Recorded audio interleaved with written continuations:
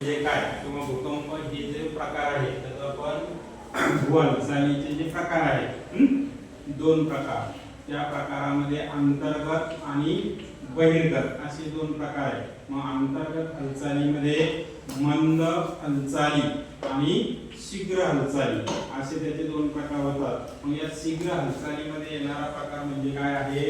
भूकंप. ठीक आहे. मग या भूकंपाची जी निर्मिती आहे तर ती काय होते?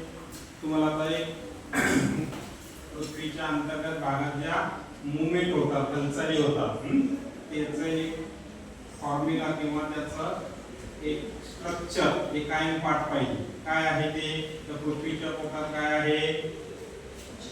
लाव्हारस. बरोबर. तो लाव्हारस कसा आहे? उष्ण आहे. त्याच्यामुळे तयार होते उष्णता. उष्णतेमुळे काय तयार होतो?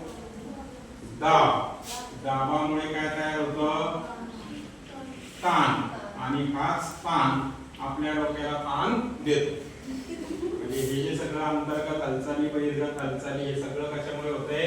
या ताणामुळे होतं. आतून जो ताण किंवा दाब किंवा प्रेशर बसतो त्याच्यामुळे घडणाऱ्या या सगळ्या क्रिया आहेत. एवढं एक फॉर्म्युला लक्षात ठेवायचा, डोक्यात ठेवायचा. आणि जे लक्षात राहत नाही ते सगळे काय सांगितलं मी?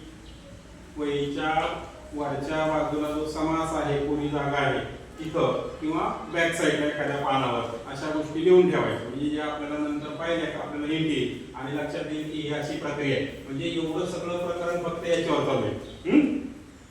भूहालचाल नावाचं प्रकरण कशावर चालू आहे? तर उष्णता, दाब आणि ताण या पृथ्वीच्या पोटात असलेल्या लाव्हारसामुळे हे सगळं घडतंय. मग यापैकी शीघ्र हालचालीमध्ये दोन हालचालींचा समावेश होतो. पहिली जी ज्याचा आपण अभ्यास करतो ती कोणती आहे? भूकंप. ठीक आहे. आणि दुसरी कोणती आहे? ज्वालामुखी. याचा अभ्यास आपल्याला पुढे करायचा आहे. मग भूकंप ही जी क्रिया आहे तर ही का घडते? तर पृथ्वीच्या अंतर्गत भागामध्ये तयार झालेली जी वाफ आहे त्याचा दाब तयार होतो आणि त्या दाबाच्या ताणातून आतून भूपृष्ठाला काय बसतात? धक्के बसतात. आतून बसलेल्या धक्क्यामुळे काय होते? भूपृष्ठाचे हे जे स्तर आहे त्याच्यामध्ये कंपने तयार होतात. कंपनी म्हणजे व्हायब्रेशन. जसं मोबाईल व्हायब्रेट होतो तसे व्हायब्रेशन किंवा कंपने तयार होतात. आणि या कंपनामुळे भूपृष्ठ काय होते? हादरला जातो आणि तो धक्का पृथ्वीच्या आतमध्ये इथे कुठेतरी बसतो. आणि म्हणून या ठिकाणाला काय म्हणताय? भूकंप केंद्र. ठीक आहे. आणि इथून ज्या लहरी तयार होतात आणि ज्या भूपृष्ठापर्यंत येतात, जिथे त्या भूपृष्ठावर जाणवतात त्या ठिकाणाला काय म्हणतात? भूकंप नाभी. ठीक आहे. त्या दोन गोष्टी पण हे दोन नाव लक्षात ठेवायचे. भूकंपाचा धक्का जिथे बसतो त्याला भूकंप केंद्र आणि ज्या ठिकाणी भूपृष्ठावर त्या जाणवतात त्याला भूकंप नाभी असे म्हणतात. मग अशा प्रकारे भूकंपाच्या निर्मितीमध्ये अंतर्गत भागातला जो दाब आहे त्याच्या धक्क्यामुळे या सगळ्या गोष्टी होतात हे आपण पाहिलं. त्यानंतर आपण काय पाहिलं? तर भूकंप निर्माण झाल्यानंतर ज्या लहरी तयार होतात या लहरी तीन प्रकारच्या असतात. ठीक आहे. मग हे तीन प्रकार कोणते?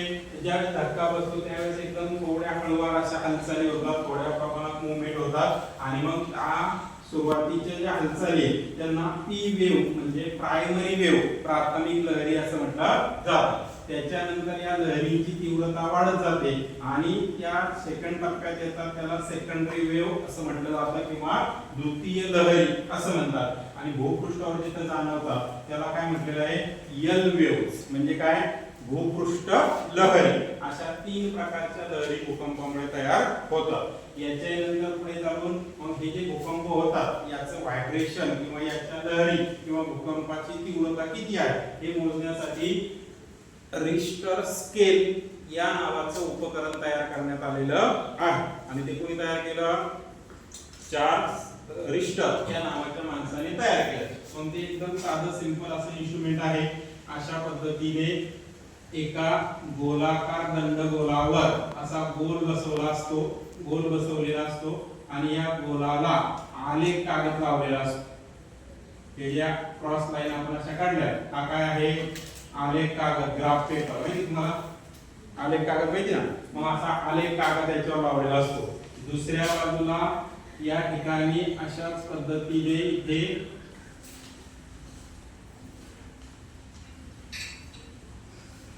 एक स्प्रिंगच्या साह्याने अशी स्प्रिंग लावलेली असते आणि या स्प्रिंगच्या साह्याने या ठिकाणी याला एक असा जड दंड गोलाकार बसवलेला असतो. जड असल्यामुळे तो काय होतो, धक्का लागल्यानंतर काय होईल, तो व्हायब्रेट होईल या उद्देशाने. मग असा गोलाकार दंड असतो आणि त्याच्या पुढे इथे असा एक पेन लावलेला असतो. तो पेन या गोलाकार याच्यावर टेकलेला असतो. आता घडतं कसं किंवा हे काम कसं करतंय, तर या पद्धतीने ज्यावेळेस भूकंपाचा धक्का खालून बसेल तर ही जी स्प्रिंग आहे ही काय करणार, ही व्हायब्रेट करणार, बरोबर. आणि त्यामुळे या पेन जो आहे हा खालीवर असा फिरला जाणार आणि त्याच वेळेस हा तुमचा दंड गोल जो असतो हा या पद्धतीने फिरत असतो. हा गोलाकार फिरत असतो आणि तो फिरल्यामुळे त्या ठिकाणी ज्या आलेख कागदावर काय होतात, अशा रेषा तयार होतात. ठीक आहे. मग ह्या ज्या रेषा असतात, मग तुमचा ग्राफ पेपर जर असा असेल त्याच्यावरचा आणि मग त्याच्यावर या पद्धतीने अशा रेषा तयार होतात आणि मग या रेषेला 1 0 इथे 0 असतो, इथून 1 ते 9 पर्यंत प्रमाण लिहिलेलं असतं. 1 2 3 4 5 6 7 8 9 आणि मग भूकंप किती झाला, समजा इथे 1 आणि 2, मग इथपर्यंत जर नोंद असेल तर 2 ला त्याची सुरुवात झाली आणि कुठपर्यंत झालाय 2 3 4 पर्यंत तो झालेला दिसून येतो. म्हणजे इथे भूकंप किती झाला असं आपण म्हणू शकतो, 4 रिश्टर स्केल एवढा भूकंप झालेला दिसून येतो. आता याचं गणित असं आहे, आतापर्यंतच्या अनुमानानुसार झालेले जे भूकंप आहे, जर भूकंप तुमचा 5 रिश्टर स्केल पेक्षा जास्त असेल तर त्या ठिकाणी जमिनीवर विध्वंस झालेला दिसून येतो. म्हणजे जमिनीवरचे घरं पडतात, इमारती पडतात, तुमचं जे काही स्ट्रक्चर असेल जमिनीवरचं हे पडलेलं दिसून येतं किंवा त्याला नुकसान झालेलं दिसून येतं. अशा प्रकारे 5 पेक्षा कमी असेल तर जास्त काही नुकसान होत नाही आणि म्हणून 5 रिश्टर स्केल पेक्षा जास्त भूकंपाची नोंद या यंत्रावर जर झाली तर आपण तिथं न जाता काय सांगू शकतो की त्या ठिकाणी मोठ्या प्रमाणात पडझड झालेली, विध्वंस झालेला आहे असं आपण म्हणू शकतो. मग असा प्रकारचा भाग कालपर्यंत आपण अभ्यासला. आता आपला आजचा मुद्दा आहे भूकंप निर्मितीची कारणं.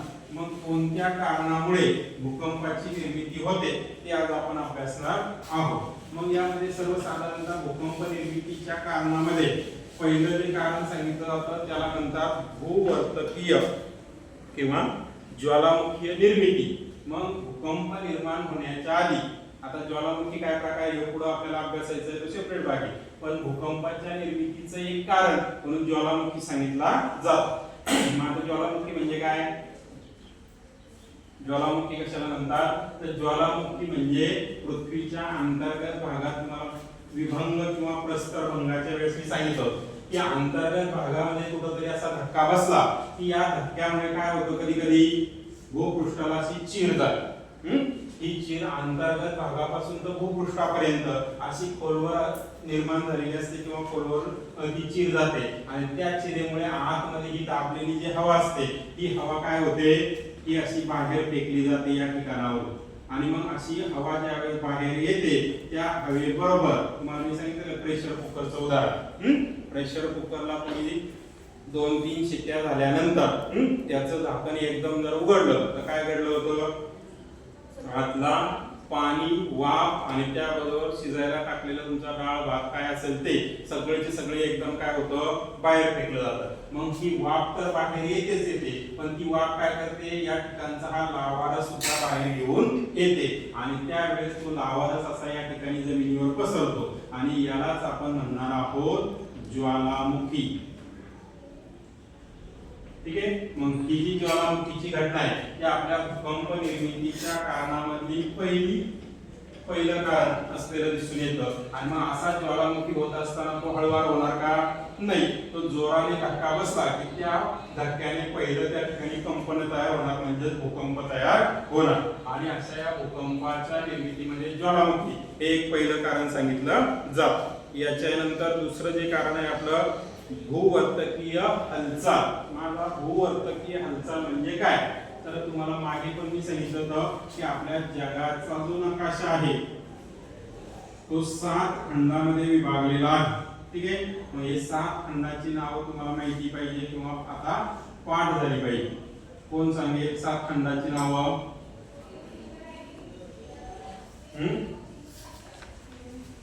कोणाला माहिती?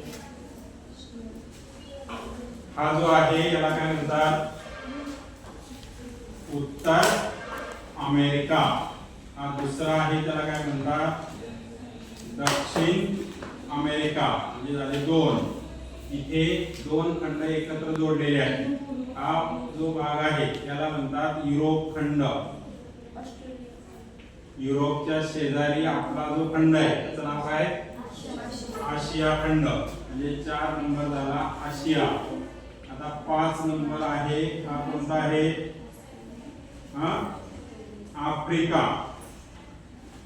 6 नंबर हा कोणता आहे? ऑस्ट्रेलिया.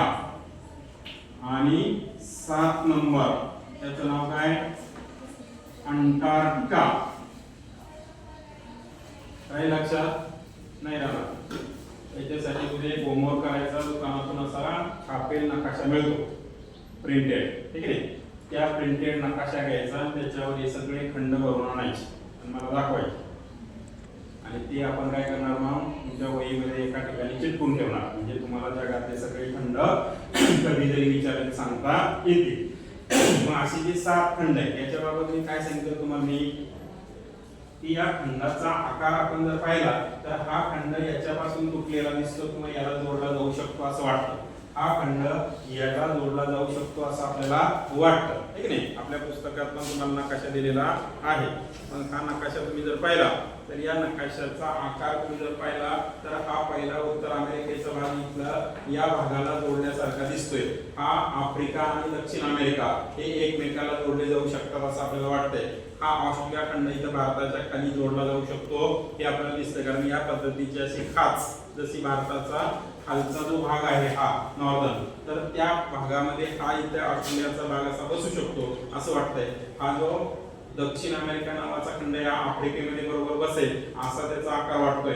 हा उत्तर अमेरिका इकडे युरोपशी कनेक्ट होईल असं वाटतंय. म्हणजे मी तुम्हाला सांगितलं होतं की हे जगातले जे खंड आहेत ते खंड सगळे पूर्वी एकाच ठिकाणी होते. मात्र नंतरच्या काळात अंतर्गत हालचालीमुळे या उष्णता, दाब आणि ताणामुळे त्या ठिकाणी त्या खंडांना चिरा पडल्या आणि त्या चिरानंतर काय झाल्या? हळूहळू वाढत गेल्या. आता हे एक कारण सांगितलं जातं. आणि दुसरं एक कारण काय आहे? तर एक शास्त्रज्ञाने असा सिद्धांत मांडलेला आहे किंवा अनुमान मांडलेला आहे की ज्या पद्धतीने पृथ्वी ही सूर्याच्या तुटलेल्या गोळ्यापासून तयार झालेली आहे आणि ज्यावेळेस ती तुटली किंवा ज्यावेळेस ते गोळे त्या मुख्य सूर्यापासून अलग झाले त्यावेळेस ती पूर्ण आज जसा लावारस आहे तशी संपूर्ण पृथ्वी लावारसाची होती. आणि मग त्यांनी मांडलेल्या सिद्धांतामध्ये असं सांगितले की कोणतीही वस्तू ज्यावेळेस थंड होत असते त्यावेळेस तिचा भूपृष्ठ भाग जो असतो हा कठीण बनतो किंवा कडक बनतो. म्हणजे हे तुम्ही रोज घरी सुद्धा पाहिलेलं आहे किंवा अनुभवलेलं आहे. पाहिलेलं का? पण तुम्हाला आठवणार नाही. आता मी सांगतो, लक्षात ठेवा. नसेल तर उद्या घरी गेल्यानंतर एक प्रयोग करायचा. प्रयोग काय आहे? तुम्ही पोळ्या करण्यासाठी जे कणिक मळता, पीठ मळता ना, ते पीठ मळल्यानंतर ते पीठ असं गोल करायचं आणि तसंच ठेवून द्यायचं. ठेवलंय कधी? मग काय करतं? त्याला ठेवून दिलं. एक दिवस झाला, दुसऱ्या दिवशी त्याच्याकडे पाहिलं तर काय होतंय? त्याचा वरचा भाग असा कडक बनायला, बरोबर, आणि त्याच्यावर बारीक बारीक चिरा पडलेल्या दिसतात. आता तो भाग तसाच परत ठेवायचा. 8 दिवसांनी तुम्ही त्याला जर पाहिलं तर काय दिसेल तुम्हाला? त्या पडलेल्या ज्या चिरा आहे आणि वरचा जो भाग आहे तो अजून कडक झालेला दिसेल आणि त्या पडलेल्या चिरांचा आकार काय झालेला असेल? वाढलेला असेल, बरोबर. पाहिले कधी असं? अनुभवलंय का? नसेल तर आता घरी गेल्यानंतर प्रयोग करा. एक छोटासा असा गोळा करा पिठाचा आणि घरच्यांना सांगा, नाही तर आई दुसऱ्या दिवशी घेऊन पोळ्या लाटायला. त्यांना म्हणायचं हा प्रयोग आहे. मग त्या प्रयोगांती तुमच्या असं लक्षात येईल त्याच्यावरच्या पडलेल्या चिरा जसजसं ते कणिक आतमध्ये घट्ट होत जाईल किंवा आतमध्ये थंड होत जाईल किंवा आतमध्ये ते कडक होत जाईल तसं काय होणार? त्या ठिकाणच्या वर पडलेल्या चिरांचा आकार काय होणार? वाढत वाढत जाईल. आणि मग हाच सिद्धांत इथं पण लागू पडतो.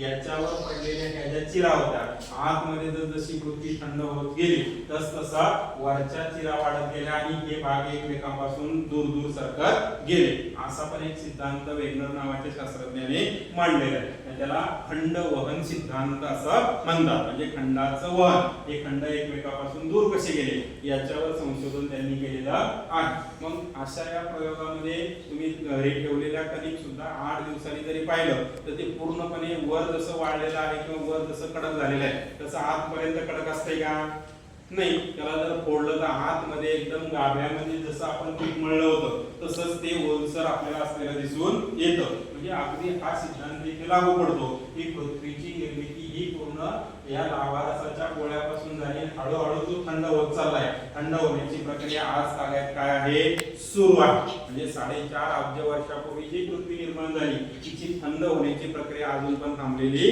नाही हे याच्यातून सिद्ध होतं मग अशा प्रकारे ज्वालामुखी उद्रेकानंतर दुसरं कारण मी तुम्हाला सांगत होतो भूवर्तकीय हालचाली मग ह्या ज्या भूवर्तकीय म्हणजे काय तर हे दोन खंड अशा पद्धतीने कुठेतरी आतमध्ये जोडलेले आहेत ठीक आहे नाही वरची वर पाण्यावर तरंगत आहेत खाली खालीपर्यंत जमीन आहेच ना त्याला मग असे हे ज्या ठिकाणी आतमध्ये जमिनीचे जे 2 जॉईंट आहेत जिथून ती बाजूला सरकते त्या जॉईंटच्या दरम्यानमध्ये कायम काय होतात हालचाली होतात आतून दाब धक्का बसला की हा संपूर्ण खंड हलतो हे लक्षात घ्या आतून अशा पद्धतीचा दाब किंवा आतून अशा पद्धतीचा भूकंपाचा ज्वालामुखीचा धक्का बसला की त्यावेळेस फक्त एवढीशी जमीन हलते का नाही हा पूर्ण ब्लॉक जो आहे त्याला भूवर्तकीय किंवा भूखंड असं म्हणतात हा सगळा हल्ला जातो आणि